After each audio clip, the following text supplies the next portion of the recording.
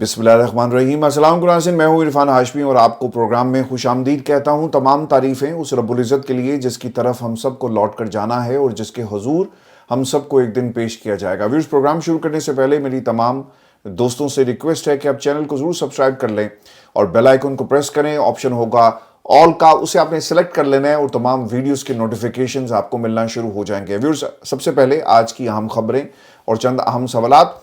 आज अमेरिका से ये सवाल हुआ है कि इमरान खान की रिहाई का मुतालबा क्यों नहीं किया जाता। इलेक्शन से पहले डोनाल्ड ट्रंप क्या थे और आज वो क्यों खामोश हैं। अमेरिका ने इसका क्या जवाब दिया और कामरान टेसूरी साहब इस अमेरिका के जवाब को लेकर एक सियासी बयानिया बनाने की कोशिश कर रहे हैं। इसकी क्या हकीकत है, ये प्रोपेगेंडा क्यों किया जा रहा है और इस वक्त डोनाल्ड ट्रंप कहाँ पे मसरूफ़ हैं और अमेरिका देर क्यों कर रहा है, इसका एक जायज़ा रखेंगे आपके सामने। और पाकिस्तान तहरीक इंसाफ ओवरसीज़ चैप्टर इस हवाले से क्या कह रहा है ये भी मैं आपको बताऊंगा। और आसिफ अली जरदारी साहब ने अब बलूचिस्तान में डेरे लगाने का फैसला कर लिया है और ईद के बाद वो बलूचिस्तान में होंगे। क्या उनकी मौजूदगी से बलूचिस्तान के 77 सालों के मसाइल हल हो सकते हैं, इसका भी एक हाल अहवाल आपके साथ हम शेयर करेंगे। और फिर पाकिस्तान तहरीक इंसाफ ईद के बाद ग्रैंड अलायंस जो बना रही है, इसमें 2 बड़ी डेवलपमेंट्स हुई हैं, ये भी मैं आपको बताऊंगा। और अलीमा खान से आज JIT ने जो सवालात किए, जबरान अलियास कौन है और अलीमा खान उन्हें किस तरह से पैगाम देती हैं, इसकी भी तफसील शामिल करेंगे व्यूअर्स आज की इस नशिस्त के अंदर। और पाकिस्तान में आपने पिछले कुछ अरसों से बाऊजी की मसरूफियात, जो कौमी मीडिया है या फिर आपके कौमी सतह के जितने भी अमूर होते हैं, वो आपको नज़र नहीं आ रहे। इस वक्त बाऊजी क्या कर रहे हैं और उनकी जमात उनके लिए बाइस शर्मिंदगी बनी हुई है। ये माजरा क्या है, इससे भी पर्दा उठाएंगे आज के इस प्रोग्राम में। लेकिन व्यूअर्स, मैं आपको सबसे पहले बता दूं कि आज अमरीकी तर्जुमान से ये सवाल किया गया कि इमरान खान कब रिहा होंगे। अब वहां से जवाब क्या आया, कोट एंड कोट ये क्या ब्रीफिंग थी और वहां पर सवाल पूछने वाले सहाफ़ी की तरफ से क्या सवाल पूछा गया। तर्जुमान अमरीकी महकमा खारजा टिमी ब्रूस से मीडिया ब्रीफिंग के दौरान साबिक वज़ीर-ए-आज़म पाकिस्तान और तहरीक इंसाफ के बानी इमरान खान से मुतल्लिक सवाल किया गया। अमरीकी महकमा खारजा के तर्जुमान ने इमरान खान से मुतल्लिक सवाल पर रद्द-ए-अमल देने से इनकार कर दिया। किसी दूसरे मुल्क के अंदरूनी मामला पर बात नहीं की जाएगी। अमरीकी महकमा खारजा की तर्जुमान टिमी ब्रूस ने कहा कि किसी दूसरे मुल्क के अंदरूनी मामला पर बात नहीं कर सकते, चाहें तो आप व्हाइट हाउस से पूछ लें। ट्रंप और वज़ीर खारजा ने वाज़ेह किया है कि हमें कुरैर्स की परवाह है, अमरीका को अपने पड़ोसियों की परवाह है, हमें इस बात की फ़िक्र है कि दुनिया में क्या हो रहा है। अमरीकी महकमा खारजा की तर्जुमान ने अमरीका में दाखिले पर पाबंदी के लिए मुल्कों की फहरिस्त बनाने की भी तरदीद कर दी। अच्छा, अब ये जो 2 खबरें जो इस वक्त बहुत ज़्यादा हुकूमती हलकों में बहुत ज़्यादा मकबूल हो रही हैं, अब इनकी हकीकत क्या है। व्यूअर्स, इस खबर का जवाब और अमरीका का रिएक्शन और इस खबर के अंदर मौजूद है। जब उन्होंने कहा ना कि जाकर आप व्हाइट हाउस से पूछें, आमतौर पे ऐसी ब्रीफिंग्स के अंदर जब आपके पास जवाब नहीं होता और आप तैयारी करके नहीं आए होते कि सवाल पूछा जा सकता है, तो आप इसी किस्म का जवाब देते हैं। अब ये जो अमेरिका कह रहे हैं ना कि हम किसी भी मुल्क के अंदरूनी मामलात में मुदाखलत नहीं करते, असल में ये मुद्दा नहीं है। हज़ारों ऐसी एग्जाम्पल्स हैं जब अमेरिका ने चौधरी बनने की कोशिश की और अपनी खुफिया एजेंसीज के ज़रिए दुनिया में हुकूमतें गिराने बनाने में इनका किरदार है। ये भी असल मुद्दा नहीं है। अगर आप आज के अमेरिका पर, यानी डोनाल्ड ट्रंप ने जब से हल्फ उठाया और ऑलमोस्ट इसे 3 माह होने को हैं, अगर आप इस पूरे प्रोसेस को और डोनाल्ड ट्रंप ने जो फैसले लिए इसको आप उठाकर देखें तो आपको इसका जवाब मिल जाएगा। इस वक्त हो क्या रहा है, एक खबर जी इस वक्त जो डोनाल्ड ट्रंप के लिए बहुत इम्पॉर्टेंट है और वो जज जो डोनाल्ड ट्रंप को उनके खिलाफ फैसले देते हैं, डोनाल्ड ट्रंप उनका मुआवजा चाहते हैं, इम्पीचमेंट की उन्होंने बात की और अमरीकी सुप्रीम कोर्ट ने ट्रंप के खिलाफ हुक्म जारी करने वाले जज का मुआवजा करने से इनकार कर दिया है।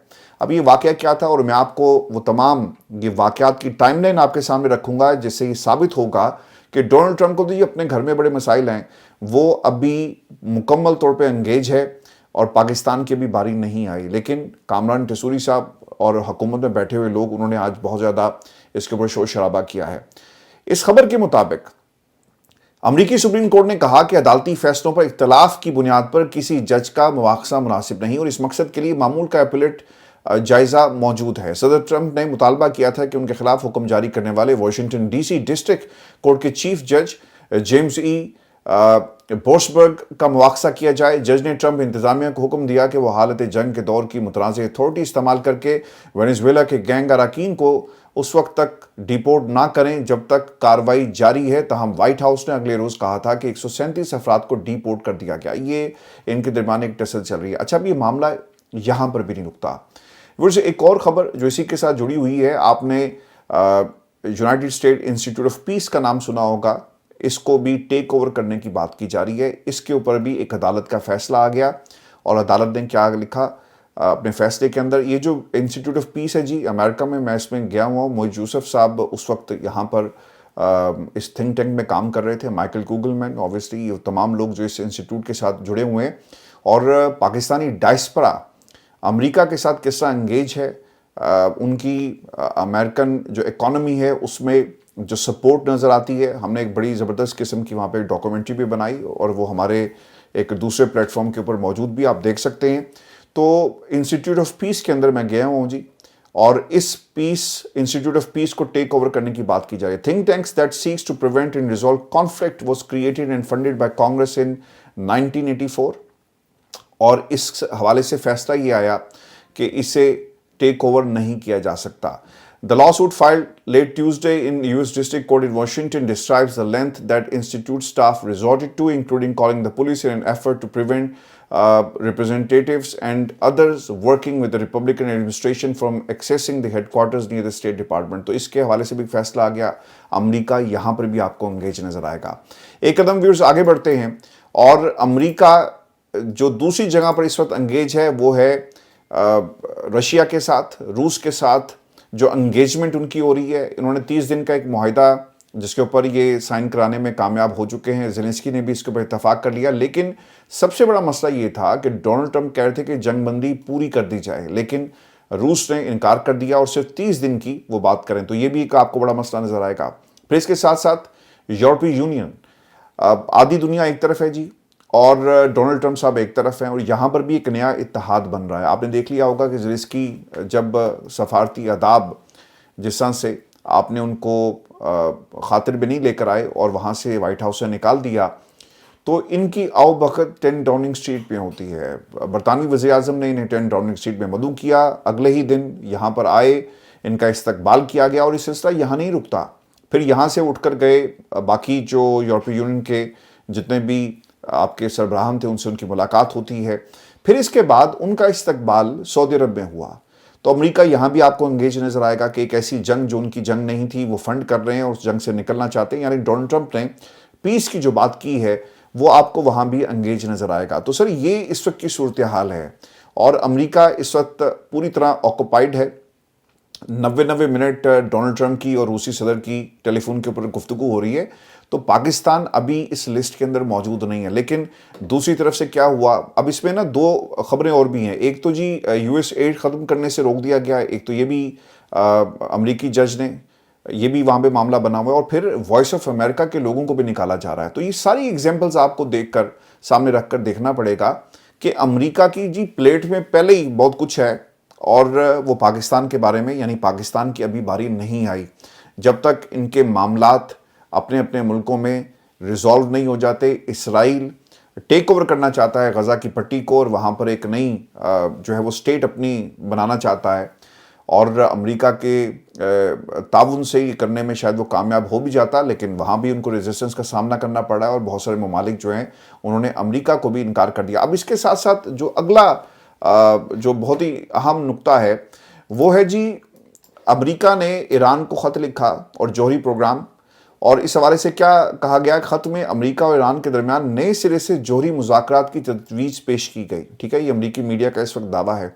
और फिर इसी खबर में, यानी ये जो ख़त लिखा गया, तेहरान को धमकी भी दी गई कि अगर जौहरी प्रोग्राम जारी रखा तो नताइज आपको भुगतना पड़ेंगे। तो पाकिस्तान सर अभी लिस्ट में नहीं है।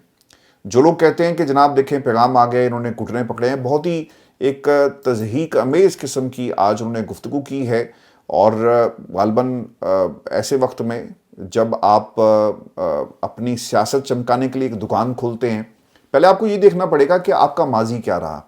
आप हमेशा पाकिस्तान की इस्टेब्लिशमेंट की गोद में बैठे रहे اور وہاں سے آپ لوری سنتے ہیں اور آ کر پاکستان کی عوام کو اپنی طرف قائل کرنے کی کوشش کرتے ہیں. آپ کے پاس پولیٹیکل جو بیگیج ہے، یہ بیگیج عوام کو معلوم ہے یہ کس نوعیت کا ہے. آپ کی تاریخ یہ رہی. آج اگر آپ یہ کہتے ہیں نا کہ بانی پی ٹی آئی اپنے گناہوں کی توبہ کریں، میں وہ الفاظ ریپیٹ نہیں کر سکتا. تو کامران ٹیسوری صاحب کی آپ وہ جا کر تقریر سنیں تو آپ کو ایک لمحے کے لیے یہ ضرور احساس ہوگا کہ یہ گورنر نہیں ہے، یہ کسی علاقے کا بدماش ہے اور اپنی بدماشی کے آپ کو قصے سنا رہا ہے. کامران ٹیسوری صاحب، آپ اپنی 90 کی ہسٹری اٹھا کر دیکھیں. اس شہر کو جو آپ کہتے ہیں نا کہ ہم وارث ہیں، ایم کیو ایم کیا کرتی رہی. آپ پاکستان کی اسٹیبلشمنٹ کے کندھوں پر بیٹھ کر ہمیشہ حکومت کا حصہ بنتے ہیں. الیکشن کے اندر انہی کے کندھوں پر بیٹھ کر آپ نے ہمیشہ الیکشن جیتے، اور آپ پاکستان کی عوام کے نمائندے نہیں ہیں. یہ ضرور بتا دیں قوم کو کہ آپ کی پارٹی کا کیا نام ہے، آپ کو کتنے ووٹ پڑے. یعنی ہمارا سسٹم ہے نا جی، گورنر وہاں سے اشارہ آئے گا تو آپ کسی کو بھی بنا دیں، یا پھر یہ جو گورنرشپ ہوتی ہے کسی بھی صوبے کی، یہ ڈیلنگ کے لیے کام آتی ہے. پنجاب میں بھی ایک ڈیلنگ ہے، سندھ میں بھی ایک ڈیلنگ ہے، آپ کو کے پی میں بھی ایک ڈیلنگ نظر آئے گی، اور بلوچستان میں تو خیر وہ پورے کی پوری جو حکومت ہے وہ ایک ڈیل کا نتیجہ ہے. تو یہ لوگ کبھی بھی پاکستان کی نمائندگی نہیں کر سکتے. جو لوگ کہتے ہیں نا کہ P T I Donald Trump کے گھٹنوں پر ہاتھ رکھنے کے بجائے معافی مانگیں، تو سرکار عدالتیں موجود ہیں. عمران خان کے خلاف کیسز کو آپ ثابت کریں. عمران خان جیل میں بیٹھ کر آپ کو چیلنج کر رہا ہے، اور انٹرسٹنگ بات یہ کہ ججز بھی آپ کی مرضی کے پھر بھی آپ ثابت نہیں کر سکیں کہ عمران خان قصوروار ہے، اور اس نے جو آپ نے مقدمات اس کے اوپر بنائے وہ سچے مقدمات ہیں. میں آپ کو ایک خبر یہ بھی دے دوں، اور ایک انٹرویو ہے علی امین گنڈا پور کا، اور علی امین گنڈا پور نے اپنے اس انٹرویو میں کیا کہا ہے. ایک تو جی کل کا دن بہت ہی امپورٹنٹ تھا. قومی سلامتی کانفرنس میں علی امین گنڈا پور پاکستان تحریک انصاف کی اور کے پی کی نمائندگی کر رہے تھے. آج ان کا ایک انٹرویو جس میں جو پاکستان تحریک انصاف کا موقف ہے، عمران خان کا موقف ہے، عمران خان کی رہائی کا معاملہ ہے، یہ آرمی چیف کے سامنے بھی رکھا گیا. علی امین گنڈا پور کہتے ہیں کہ 2200 کلومیٹر تک ہمارا بارڈر ایک ایسے ملک کے ساتھ ہے جس نے 2 سپر پاورز کو شکست دے دی.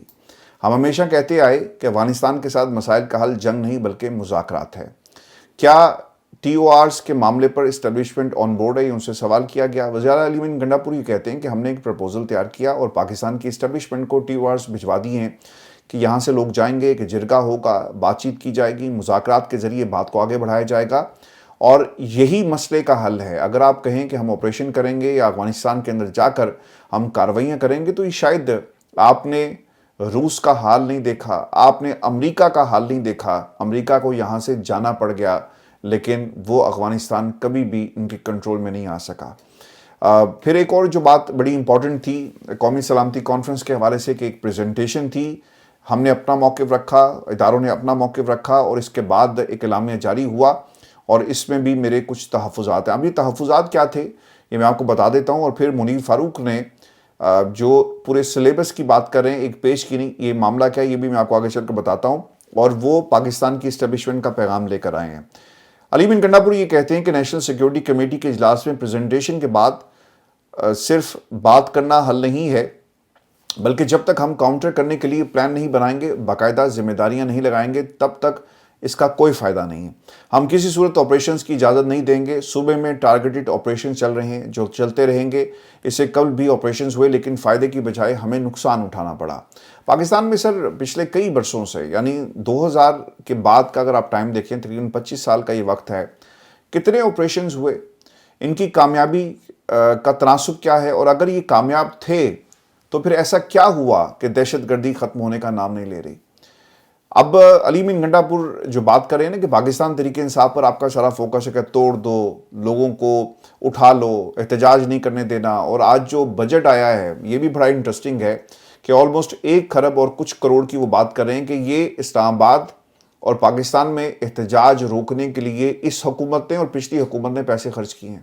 جسٹ امیجن کریں، یعنی وہ حق جو آپ کو آپ کے ملک کا آئین دیتا ہے، اور یہ حق آپ کے پاس محفوظ ہے، لیکن اس حق کو آپ سے چھینا جاتا ہے، اور چھین کر آپ پاکستان کی عوام کے پیسے کو ہی اس احتجاج کو روکنے کے لیے خرچ کر رہے ہیں.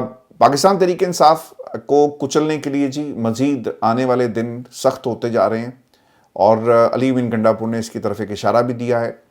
اور پھر وہ یہ بھی کہتے ہیں کہ میں نے بتایا کہ مجھ پر 100 سے زائد دہشت گردی کی ایف آئی آر سے، جبکہ سب سے بڑے دہشت گرد گل بہادر پر بھی اس سے کم ہیں، اور عمران خان پر تو ایف آئی آر کی تعداد بہت زیادہ ہے۔ اب دیکھیں، عمران خان کی بات علی امین گنڈاپور ضرور کر رہے ہیں، اور یہ انہیں بینیفٹ آف ڈاؤٹ ضرور دینا چاہیے۔ ایسے تمام جو پلیٹ فارمز ہیں جہاں پر حکومت پوری بیٹھی ہوتی ہے، وہاں پر علی امین گنڈاپور عمران خان کی نمائندگی کر رہے ہیں، پاکستان تحریک انصاف کی نمائندگی کر رہے ہیں، اور انہوں نے یہ بات وہاں پر ضرور کی ہے۔ پھر وہ یہ بھی کہتے ہیں کہ میرا یہ فرض ہے کہ میں جہاں بھی بیٹھوں وہاں عمران خان کی رہائی کی بات کروں، حالانکہ عمران خان کہتے ہیں کہ ان پر اعتبار نہیں ہے۔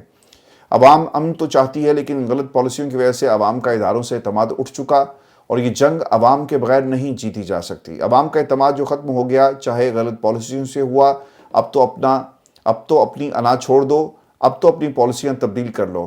اچھا، اب حافظ حمداللہ صاحب نے اس حوالے سے ایک بات کہی، علی امین گنڈاپور نے جو باتیں کہی ہیں، وہ یہ کہتے ہیں کہ اگر 5 گھنٹے کے لیے عمران خان کو پے رول پر رہائی دے کر اگر آپ لے کر آتے تو اس سے آپ کا قد بڑھنا تھا، اتنے بڑے فیصلے آپ نے کرنے تھے پاکستان کے حوالے سے، اور پاکستان کی سب سے بڑی جماعت کا لیڈر ہی وہاں پہ موجود نہیں ہے، تو پھر کیسے؟ اب دیکھیں، یہ جو عمران خان کی پے رول پر رہائی اور انہیں نہیں لایا گیا، ہم نے حکومت کی طرف سے ایک پورا پروپیگنڈا پچھلے کچھ دنوں سے ہم سن رہے ہیں، لیکن ویورز، میرے لیے جب میں اس سے کمپیئر کرتا ہوں باؤجی کی مصروفیات سے، تو آپ کو ایک ڈیفرنٹ قسم کے باؤجی نظر آئیں گے۔ یہ رانا صاحب سے بھی سوال ہوا کہ کیوں نہیں آئے باؤجی، ایک ایسا شخص جو 3 بار کا وزیر اعظم تھا، اور عرفان صدیقی صاحب جسے 4تھی بار وزیر اعظم بنا کر ایک ورلڈ ریکارڈ بنانے کے خواب دیکھ رہے تھے، اور وہ چاہتے تھے کہ پاکستان کو نواز دو۔ یہ نعرے آپ نے سنے نا کہ پاکستان کو نواز دو، تو ایک دم سے کیا ہوا؟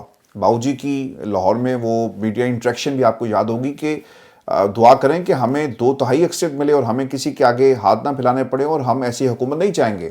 تو سر، اس دن جو آپ نے جواب دیا تھا، آج بھی آپ کا یہی جواب ہے۔